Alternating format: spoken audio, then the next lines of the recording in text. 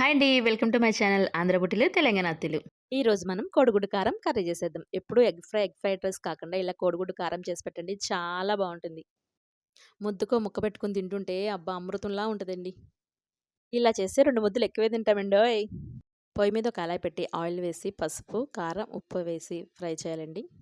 ముందుగానే మనం బాయిల్ చేసిన ఎగ్స్‌ని కట్ చేసుకోవాలండి. కట్ చేసుకొని సొనంతా పక్కకు పెట్టి, ఆయిల్‌లో ఫ్రై అవుతున్న వీటిల్లో మనం ఎగ్స్‌ని కూడా కట్ చేసిన ఎగ్స్ వేసుకోవాలండి. వేసుకొని ఒకసారి ఫ్రై చేసి తీసేసుకోవాలి. పక్కకు తీసుకోవాలి. తర్వాత మనం ఈ ఆయిల్‌లో పచ్చిమిర్చి, ఆనియన్స్ వేసి ఫ్రై చేయాలి.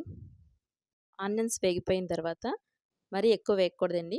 ఎగ్ కొంచెం మెత్తగా అయిపోయి ఏగిపోయిన తర్వాత అల్లం వెల్లుల్లి పేస్టు, ధనియా పౌడర్, జీలకర్ర పౌడర్, గరం మసాలా వేసి ఒకసారి ఫ్రై చేయాలండి.